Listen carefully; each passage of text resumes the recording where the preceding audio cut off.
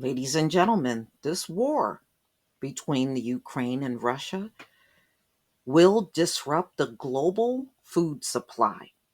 They said they are anticipating and already seeing shortages of fuel, fertilizer, and workers because of the war that's going on over there. Ukrainian farmer Igor Borisov has a 2,000 metric tons of corn from the fall harvest stuck in a warehouse behind Russian battle lines. Like other farmers across Ukraine, his crop for this year is also in peril. Global concerns that Russia's invasion will curtail Ukraine's 2022 harvest have come to fruition. The crop shortfall will extend to many countries that rely on Ukraine wheat, corn, and cooking oil. With wheat already in the ground and only a few weeks left to plant corn, farmers in Ukraine can't get the much needed fertilizer and chemicals that they use when they put their corn in the ground, so they don't even have that available. And I mean, they are low on fuel for tractors and other farm equipment. Workers are quitting to join the fight or to leave the country, leaving farms shorthanded.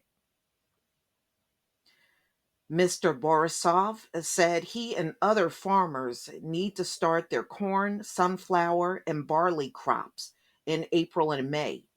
That is now in doubt, and the impact on food supplies and prices will be felt worldwide. Yeah, so, like most countries, they traded worldwide, and they can't do that now, you know? And even if they get their crops in the ground, who's to say that won't get destroyed, because of the war? We hope we will plant and we want to plant, but the situation is totally unpredictable. You cannot build forecasts on Vladimir Putin. Ukraine's nutrient rich soil yield 10% of the global wheat exports, 14% of the corn export, and about half of the world's sunflower oil, according to the US Department of Agriculture. In just 3 weeks, war interrupted Ukraine agriculture, triggering higher prices as well as the threat of global shortages. Much of the exports go to developing economies already struggling with food costs and inflation. And you know what, ladies and gentlemen, just anticipate the inflation to hit the food even more. They'll use this as an excuse. They will. They'll leverage onto this. They already did it with the gas. They're going to do this with the food. Just anticipate digging deeper in your pockets. Okay, so Mr. Borisov, his farm is close to the border of Russia in an area that is overrun on the first day of the fighting.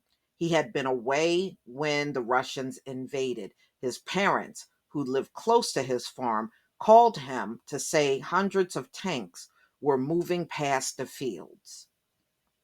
Russia's naval blockade and fighting around Ukraine ports has all but stopped maritime shipping and left limited means for transporting goods. Wheat prices have hit record high levels over the effects of the Ukrainian Russian shipments. Like Ukraine military efforts, the country agriculture sector is rallying. Exports are being rerouted, and Ukraine is asking the US, Poland, France, and others for supplies. Mm-mm-mm. In the best case scenario, the country's agricultural exports will fall by the fifth of this year. It's going to fall by a fifth. Okay. So I just want to make sure that's clear. So that's compared to 2021 when there was no wars going on. And they said, the shipping is expected to drop even more. Should Russian forces leave immediately, they said, there may be a chance they can resume working. But the tractors, chemical sprays, and grain silos are destroyed on one farm close to the city of Mariupol.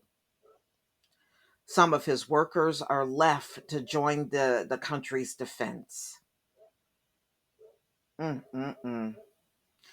Well, ladies and gentlemen, don't look like much farming is going to be going on in the Ukraine. And if they supply a lot of wheat and cooking oil, sunflower oil, yeah, so now you got a new supply chain issue on top of the supply chain issue you already had that never got resolved. So, it'll be amazing to see how everything will unfold. And usually during war, there will more than likely be a famine over there. You're going to have starvation. It goes hand in hand with war. And, you know, I don't know. Are these people, because they don't seem to be prepared for nothing? No matter how they keep running around talking about they're civilized and this and that, they don't seem to be prepared for anything quite this tough. So it ain't going to take long for starvation to set in, and it will set in, especially among the people that decided to stay. Everybody did not leave the country. Okay. The government of Ukraine, whose flag is said to depict a blue sky over yellow fields, has made farm workers largely exempt from military service. Many are joining anyway. So many of them are saying they are farming, although they have 60% less workers, and fertilizers and chemicals have not been delivered as usual.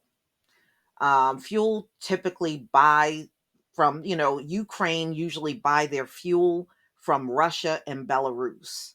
And right now they can't do that. They can't even get fuel. It's a disaster. Ukraine is the world's fourth and fifth largest exporter of corn and wheat, respectively, according to the USDA, and 85% of its crop exports travel by sea. Well, they can't do that now. With ports closed, the country is trying to shift some exports through the western borders. Around 25% to 30% are now headed to Romania, Poland, and Slovakia by train and on other ports. It's an imperfect solution. Ukraine's railways don't accommodate as high volumes of crops as ports can. Grains must be transferred to different trains, and usually they said, when they transfer the grains, it travels along the Russian border. The railway does. Wow. The shipping detours will add 10 to 15% of the cost of crops. Yeah, so they're really essentially losing money by trying to use different routes to get their food out. They're losing money. The war in Ukraine is inflating global food prices that are already a decade high, largely from the pandemic lingering supply chain troubles. Wheat futures are up 42% so far this year. The price of corn has risen 27%.